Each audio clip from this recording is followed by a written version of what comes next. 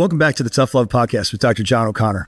Today's guest, Alex Armiento, hybrid athlete, father, lifetime GM, and personal friend, is a guest today. Alex, welcome back. Thanks for having me, John. Appreciate it. Alex, the last time we had you on the podcast, we were kind of talking about the culture that Lifetime brought. But you know what? I was hoping to get you on, and holiday got crazy. We couldn't get on. But I think the biggest thing with culture are the leaders behind it. And one of the things that we were talking about, off camera that really impresses me with you is how consistent you are with regards to wearing that Superman cape. So tell me one of the biggest motivations that brings you to who you are on a daily basis. Yeah, I think for me, I found my passion, right? So coming to work every single day, I don't feel like I need to put on an act or a costume or pretend. I'm happy to be here. I'm excited to be in the role that I'm in. I live life with that passion every single day, and it's not forced. It really isn't. So for me, it's just me showing up, and that's where the consistency comes from. I am who I am every single day, and there's days that are tough for sure, and I'm not 100%. But I think I found a career, a job, and a passion that brings that out of me, and it feels natural every single day, which is great. I love that answer. One of the things that I was thinking about, for me, it's April when I have my event, but your men, starts in March, ironically. And I know you're a high rocks competitor. We were talking about the importance of VO2 max, and I consider you probably one of the fittest guys in here. What does that event look like for people that don't know what it is? And kind of tell us a little bit about that. Yeah, so I think high rocks has picked up a lot of popularity recently. I started it about 3-4 years ago. Wasn't as well known. Now a lot of people are starting to compete in them. But it's just a test of your overall fitness. A little bit of strength, a little bit of speed, a little bit of endurance. You have to have all of them. You don't have to be the best in every single one. But to me, it's a test of overall fitness. So, my training reflects that. I lift heavy, I run fast, I run far. I typically have to work in both of those modalities every single day. So it's a constant balancing act, but for me, it's bringing out that athlete again, right? It's not just about how much I can bench or squat. It's me going into a competition and saying who's the fittest, and who's going to win today. So 3 or 4 years, this club is, like a year old now or whatever it is. What would you say the lessons and, what you're learning about yourself in high rocks, and what crosses over what you bring back to the club on a daily basis? Yeah. Well, you asked me before, what's a quote that motivates me? And one that came to mind is just do the work. I tell myself that all the time, especially on days when I kind of don't want to do the work. But to go from an hour and 2 minutes to 59 minutes to 57 minutes, we're talking 2, 3, 4 minutes. That takes months of work and practice, right? So showing up consistently, and then, I see the competitors that are there, and I know what they're putting in on a daily basis to get faster. I follow them on Instagram. I follow the people that, I'm going to compete against. And I know if I take a day off or if I take my foot off the gas, it's going to be hard to make up that gap. So, it's hard not to take that mentality with you everywhere you go. Work, when I'm here, I'm dialed into how do I get better here? How do I get my team better? How do the numbers get better? So I think the biggest takeaway has been you have to consistently work really, really hard to see small amounts of progress. But those small amounts of progress are what's going to put you ahead of everybody else. I love what you were saying. One of the things we were talking about before, I was just out with Andy Elliott and in Arizona at his base camp at the Lions Den, if you will. And one of the things that I thought was amazing that parallels very successful people, as in, it's funny, he says cuss, he doesn't curse at all. And he used to, but he said, you know what, for me to be great, I want to command the English language. I don't want to have to use descriptives and curse to bring my message across. But what he said that I really loved was how competitive he is. Mm-hmm. And I heard it in you, staring at the guys on Instagram going, I can't miss a workout. Man, this guy's live right now. Do you find yourself seeing people you remember faces from last year that might have edged you that you're looking for this year? And where's the event, if you don't mind me asking? Yeah, so first one, I got a bunch this year. First one's in DC. And by the way, I do with a partner of mine and a really good friend named Alex as well. So we're doing doubles. We compete in the pro division, and we're going to the world championships this summer as well in Chicago. So it's a good test run for us. But the competition and the competitiveness is really with myself. But anyone that knows me knows I've been super competitive since I was a kid. I was that guy that lost a video game, lost a basketball game, and I was taking that home with me. And I was upset for a while. So now I gear that a little bit more towards just wanting to see constant progress. And it's actually a lot of mutual respect for the other people that are training as hard as I am and competing with me. It's not this kind of animosity or I want to beat you. It's just like, let's see whose work pays off a little bit better. So I've become friends with a lot of people through social media, actually, that I compete against. I don't get a chance to see them in person. I don't train with them, but just a tip of the cap or acknowledgement of a workout that, each of us has done, has created this type of culture where we're pushing each other, even though we don't even see each other or, come to the gym together to work out. I like that. Work-life training balance. So we got the little man home, right? He's around 8 months old now? Yeah, 8.5 months, Nico. And so tell me how that goes with now having little man home as far as balancing these trainings, because I see you out there pulling doubles. So you're running in the morning and lifting in the afternoon. How you getting it all in? So it's funny. I had a conversation with someone before I had my son that said, get used to having to skip some workouts and change your routine and change your goals. And I took that to heart, and I knew that I'd find a way to reprioritize. So for me, it doesn't look the same. Some days it's got to get up at 5 a.m. at 10-degree weather to go for a run because Nico gets up at 6, or, I put him down at 7:30, and then I go for a run outside or go for a lift. So for me, if it's important enough, I'll find time. I'll prioritize my day around it. But the fact is I just had to give up some of the other stuff that was holding me back a little bit. So there's not a lot of going out, definitely not a lot of drinking and partying. I still like to stay social with my friends, but I just don't have a lot of time for that right now. So it's basically baby, family, work, workouts. And those are my priorities. It's okay. Good priorities. One thing that I thought was powerful that Andy Elliott said was procrastination in the mind. Mm-hmm. And it sounds like you're really minimizing that, meaning like if you sit there and you start thinking about the time you're going to miss with your son, as opposed to saying, okay, I got an hour, you don't waste, boom, you already put your sneakers on, you're going, and for 50 minutes you're running. Mm-hmm. And the one thing that I started thinking about with my companies and Personalize It, I'm curious to see how you kind of keep sharpening that blade, if you will, is, I have 4 companies now, and we just opened up 2 more today, and the coaching business is really starting to take off. The one thing that I realized is when I procrastinate, not only am I slipping, and by the way, I'm getting ready for a fitness competition. I eat 8 times a day, which still blows my mind. Yep. Procrastination has been the fuel to failure for me. Mm-hmm. Meaning not so much, that I'm literally like, not just people's like, God, you know how much you do in a day? You're up at 4:30, this and that. Mm-hmm. But almost overthinking. Yeah. How do you kind of like stop that and almost like say like stop, go.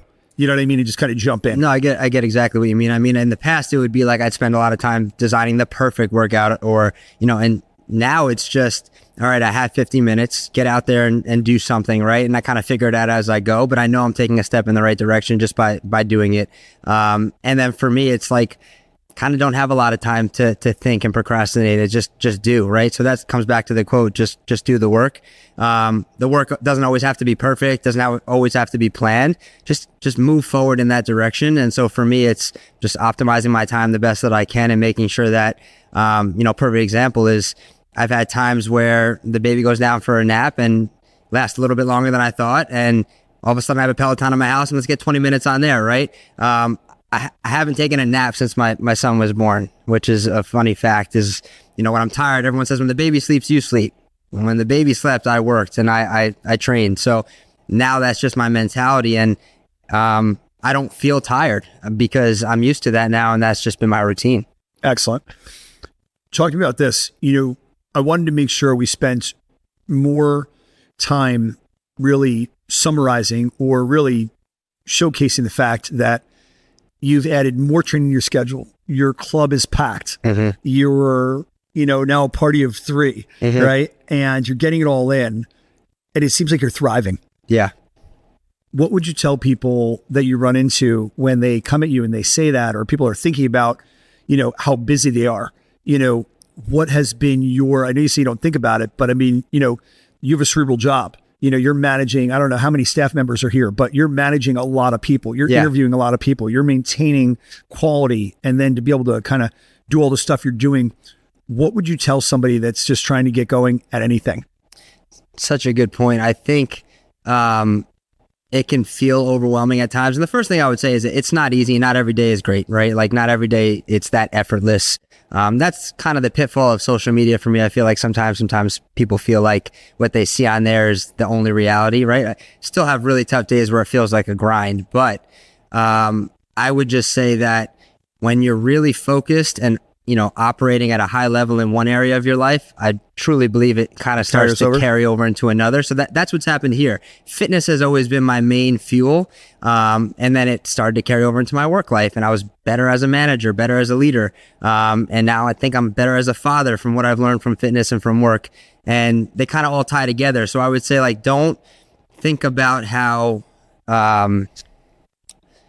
time consuming all of those different tasks may be. Just focus on the one that you're committed to at that moment. And I guarantee you that will carry over into the next thing, right? So when I wake up and I train, I'm just focused on training. When I'm with my son or my wife, it's family time. And then when I'm at work, I'm really focused on work. And that's how I feel like I balance it so it doesn't feel overwhelming. I like that. One thing that we talked about that I want to hear your view on it, and I got you by a couple years.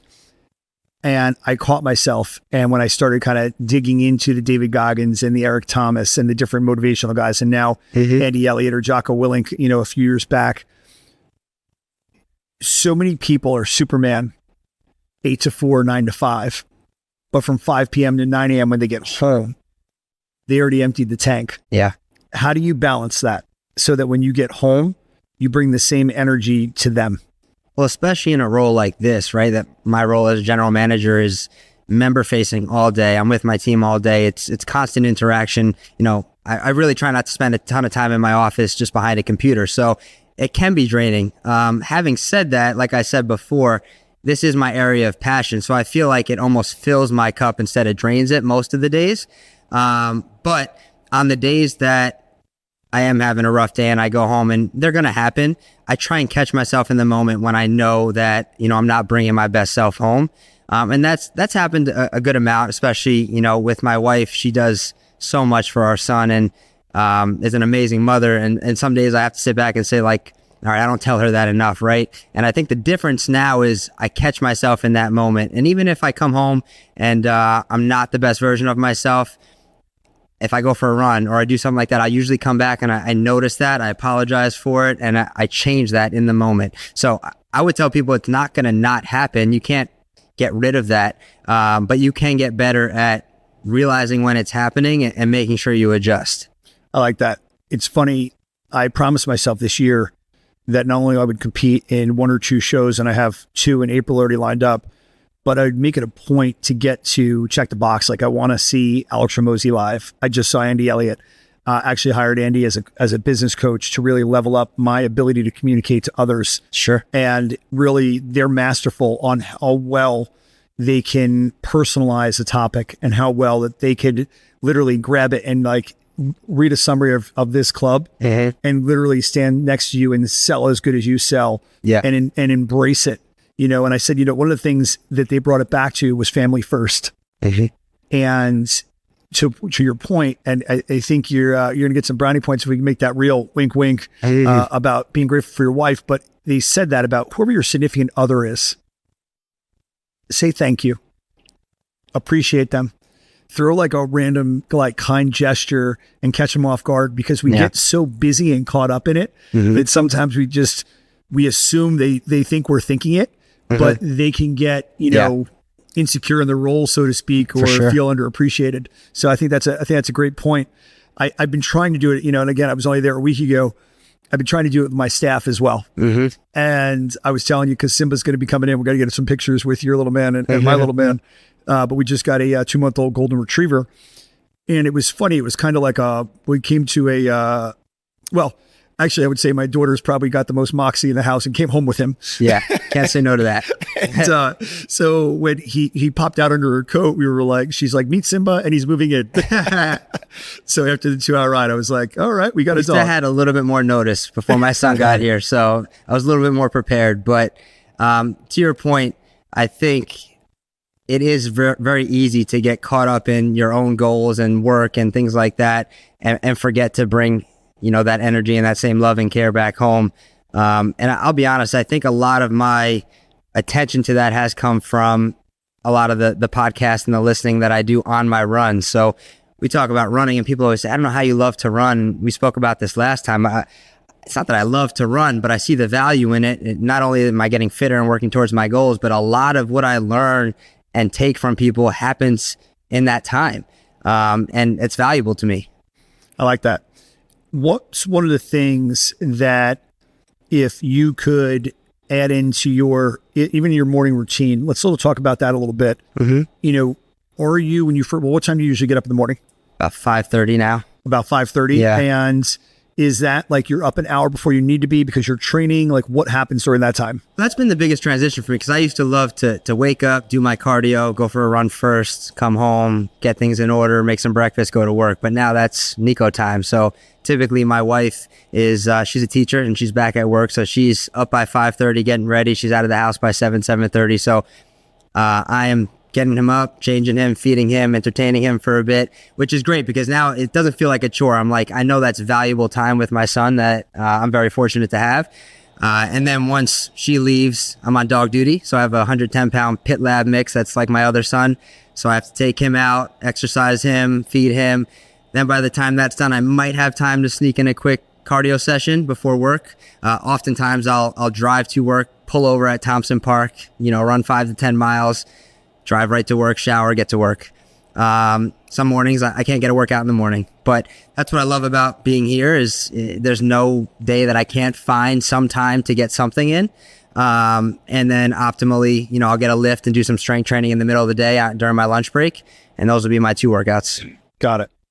So I like that. I think that's a fantastic point with today's podcast talking about organization, because again, when you're managing a club of this magnitude, your personal life and balance and training, I think that so many people think there's not enough time in the day. Mm-hmm. And think about how you broke apart your son, your dog, probably some time with your wife in the morning. Yeah. Breakfast, right? Mm-hmm. And then you still have time to squeeze in a 5 to 10 mile run and get to work and be to work on time. Well, if I do the math, right, I actually don't have a ton of time with my wife in the morning, but that's why I have to make sure I get home in time to put Nico down. So I try and get home by, 6:30, give him his last bottom, put him down. And then that's my time with my wife. And we talk about our days and hopefully spend some time together. But when you think about it, 5 miles at the pace I'm running these days, that's, 30 to 40 minutes. I can squeeze that in, still be at work, shower, change another 10 minutes. So sometimes it can feel daunting, like how am I going to run 5 miles and get to work and I have a lot to do today. It's 30 minutes of your day, right? Like you said, don't procrastinate, don't wait, just bang it out. I look forward to your post in the morning because it's funny, and being in this bodybuilding mode, cardio is rationed. Yeah. Because you can't lose too much weight before you're supposed to go to your, your nutritional cut, so to speak. Yep. But sometimes because I'm so used to waiting to there's 7 days and I only get to do 3 or 4 days of cardio, I'm like, all right, looks like Alex did 9 times, he's running all day. All right, I got to go do 30 minutes, You know what? That's always been the hardest part for me with as a hybrid athlete is I still love to lift and I want to keep my size and my strength. And I had this perception that the more I run, the less, I'm going to have in terms of muscle mass. And I think I've just figured out what works for my body, and I've been able to maintain a good amount of that and keep my strength and do both. So that's another message I'd give to people is don't, if you're trying to bodybuild or even just get stronger and bigger, cardio can serve its purpose. It should be different for everyone. But I think if I started to lose all that muscle and that strength, I probably would have steered away from this type of training. But I've been able to maintain both. How do you do with nutrition? How do you balance that out? So I've always intuitively ate. So for me, I don't count my macros. I don't weigh my food, but I am pretty meticulous with my meals throughout the day. I try and be super consistent with breakfast and dinner. And then lunch, I have the cafe here or I grab something, a shake, something like that. But I find if I'm very consistent 5 days a week, especially for breakfast and dinner, want to go out to dinner on a weekend or something like that, and then reset. I don't feel a difference from that, which is good. And the funny thing about that is running is a great neutralizer. Yeah. It's amazing how you could it can forgive a chicken parm on a Saturday night. It's so true. It's never been my mindset though. It's never like I'm going to earn these calories or I'm going to run them away. But I'm not going to lie, with how much I train, it is nice to know like I can afford that. Not only can I afford it, I kind of need it at the moment. But still want to put good calories. So I know you love steak as well. If I'm eating a fatty food or indulging a bit, it's still going to be a high quality food, right? I saw our mutual friend Tom hooked you up the other day. Yeah. Shout out to the Butcher's Block and that skirt steak. It was phenomenal. So I think that's something that, again, me and my wife have built that as a routine. We come home, I do cook most of the time. I'm a little picky about that, but I cook for both of us and we kind of have our routine. It's chicken one day, steak one day. Yeah, exactly. I overwhelmed my wife when, and actually a good buddy of mine kind of inspired me because I was pretty much thought cooking was making peanut butter and jellies. And then James rolled up into the house and kind of blew up the spot with that. I mean, I'll still have a PB&J any day of the week, just to be clear. The funniest is before I started with Kyle for my nutritional prep, if I was going somewhere, I would literally tell my fitness trainer, I was like, Patrice, I'm about to bang out a bag or like a loaf of bread and peanut butter jelly. She goes, the whole bag. I go, it's unbelievable. Like, I think you get like 12 out of a bag. I'm like, yeah. And I can the whole thing. I just eat the whole thing. And literally, and it's funny when you diet as much as I diet, you have to see how vascular you are the next day. Oh yeah. It's like the veins coming out of you are like, this is so bad. I wish I'd known this sooner. Absolutely. So, yeah. But listen, you know what? I loved everything about today's podcast. I think sometimes you don't have to go on and on. I think, like I said, don't procrastinate, but I think the efficiency of your life is great for a lot of young parents out there and people making excuses and delaying what they could be getting done. Because one thing for certain is once today's gone, it's gone, right? Yeah. So everybody says, I'll do it tomorrow. And I think that the one thing about today is you get a lot done in today. Well, and I'll close this out too. I actually posted today a quote that I heard, which is later is another word for never. And that's something I've been telling myself a little bit because I can procrastinate for sure, especially in other areas of my life. And I'll do it later. I'll get to that. That is me telling myself I'm not going to do that. Right. So how do I change that in all areas of my life?